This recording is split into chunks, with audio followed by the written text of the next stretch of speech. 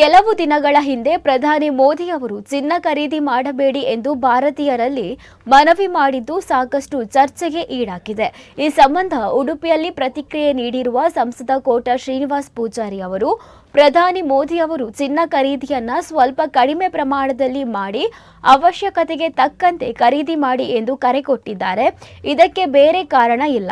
ದೇಶದ ಹಿತದೃಷ್ಟಿಯಿಂದ ಈ ಕರೆಯನ್ನು ಕೊಟ್ಟಿದ್ದಾರೆ ಎಂದು ಹೇಳಿದ್ದಾರೆ. ಅದೇ ರೀತಿ ಎಲೆಕ್ಟ್ರಿಕ್ ವಾಹನಕ್ಕೆ ಪ್ರೋತ್ಸಾಹ ನೀಡುವಂತೆ ಪ್ರಧಾನಿ ಹೇಳಿದ್ದಾರೆ. ಇದರ ಅರ್ಥ ಯುದ್ಧ ಇನ್ನಷ್ಟು ಸಮಯ ಮುಂದುವರಿಯದರೆ ಕಚ್ಚಾ ತೈಲ ಆಮದಿನಿಂದ ಸಮಸ್ಯೆ ಉಂಟಾಗಬಹುದು ಎಂಬ ದೃಷ್ಟಿಯಿಂದ ಅದಕ್ಕೆ ಬೇರೆ ರೀತಿ ಅರ್ಥ ಕೊಡುವ ಅವಶ್ಯಕತೆ ಇಲ್ಲ. ಆದರೆ ಸಿದ್ದರಾಮಯ್ಯ ಅವರು ಮೋದಿ ಕರೆಯನ್ನ ಲೇವಡಿ ಮಾಡುತ್ತಾರೆ. ದೇಶದ ಹಿತದೃಷ್ಟಿಯಿಂದ ಪ್ರಧಾನಿ ಹೇಳಿದ್ದನ್ನ ಅರ್ಥ ಮಾಡಲು ಆಗದಷ್ಟು ಕಾಂಗ್ರೆಸ್ ಮುಖಂಡರು ದುರ್ಬಲರಾಗುತ್ತಿದ್ದಾರಾ ಅನ್ನೋದು ನೋವಿನ ವಿಷಯ ಎಂದು ಹೇಳಿದ್ದಾರೆ.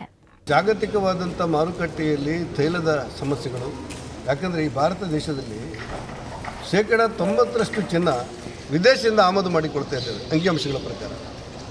ಆಗ ನಮ್ಮ ಸಂಪನ್ಮೂಲಗಳನ್ನು ಅವರಿಗೆ ಕೊಡಬೇಕಾಗ್ತದೆ ಅನ್ನುವಂಥದ್ದು ಸೇರಿದಂತೆ ಚಿನ್ನವನ್ನು ಸ್ವಲ್ಪ ಖರೀದಿ ಕಡಿಮೆ ಮಾಡಿ ಅಂತ ಪ್ರಧಾನಮಂತ್ರಿಗಳು ಹೇಳಿದ್ದಾರೆ. ಅದರ ಅರ್ಥ ಏನಂತ ಹೇಳಿದರೆ, ಈ ಮದುವೆಗೆ ಸಮಾರಂಭಕ್ಕೆ ಅನಿವಾರ್ಯತೆಗೆ ಖರೀದಿ ಮಾಡೋದು ನಿಲ್ಲಿಸಿ ಅಂತ ಅವ್ರು ಹೇಳಿಲ್ಲ. ಚಿನ್ನವನ್ನು ಒಂದು ವರ್ಷ ಖರೀದಿ ಮಾಡದಿದ್ದರೆ ನಮ್ಮ ಸಂಪತ್ತಿಗೆ ಒಂದು ಶಕ್ತಿ ಬರ್ತದೆ ಅಂತ ಹೇಳುವುದು. ಅದರ ಈ ಆಮದು ಮಾಡಿಕೊಳ್ಬೇಕಾದಂಥ ಚಿನ್ನವನ್ನು ಕಡಿಮೆ ಮಾಡ್ಬೋದು ಅಂತ ಅವರ ಒಟ್ಟು ಭಾವನೆಗಳು. ಈ ಎಲೆಕ್ಟ್ರಿಕ್ ವಾಹನಗಳನ್ನು ಉಪಯೋಗಿಸಿ ಅಂತ ಹೇಳೋದೇನೆಂದರೆ, ಬೆಳೀತಾ ಇರುವಂಥ ಯುದ್ಧ ಯಾವುದೋ ಒಂದು ತಾರಕ್ಕೇರಿ ಬಿಟ್ಟರೆ ಮತ್ತೆ ನಾವು ವಿದೇಶಿ ತೈಲಕ್ಕೆ ಅನಿವಾರ್ಯವಾಗಿ ಒಗ್ಗಬೇಕಾಗ್ತದೆ. ಆ ಕಾರಣಕ್ಕೆ ಸ್ವಲ್ಪ ಕಡಿಮೆ ಮಾಡಿ ಅಂತ ಹೇಳಿರೋದು.